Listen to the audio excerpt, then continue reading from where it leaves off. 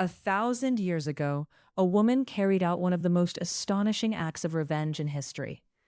In 945 AD, Prince Igor of Kievan Rus traveled into the lands of the Drevlians to collect tribute.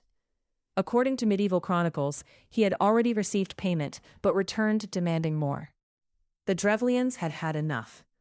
They captured Igor and executed him in a brutal fashion, sending a clear message that they would no longer submit to his rule.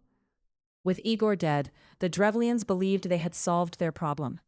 His widow, Olga, was left to rule on behalf of her young son.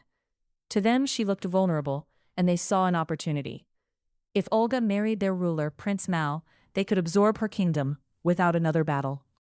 Confident in their plan, they sent a delegation of noblemen to present the proposal.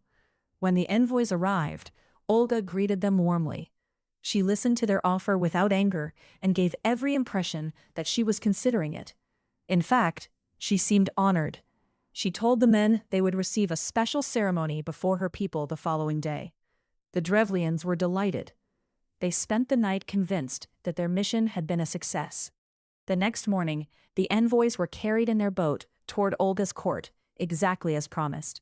But while they slept, a huge pit had been dug nearby. As the boat approached, Olga's men suddenly tipped it into the trench. The envoys crashed into the hole, and before they could escape, earth was thrown down upon them.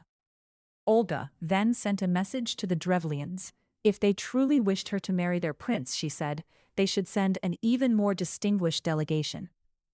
The Drevlians suspected nothing. Soon, a second group of prominent nobles arrived. Olga welcomed them and invited them to bathe before their audience.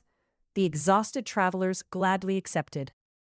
As they relaxed inside the bathhouse, Olga's servants barred the doors from the outside. Then they set the building ablaze. The delegates burned alive. But Olga still wasn't finished. She next traveled into Drevlian territory and announced that she wished to hold a funeral feast to honor her late husband. The Drevlians agreed and gathered in large numbers.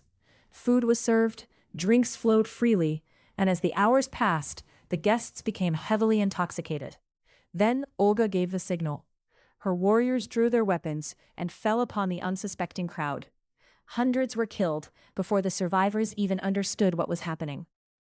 Yet, one target remained, the Drevlian capital. Olga laid siege to the city, but after months of resistance, she suddenly offered surprisingly lenient terms. All she requested, she said, was a small tribute, 3 pigeons and 3 sparrows from every household.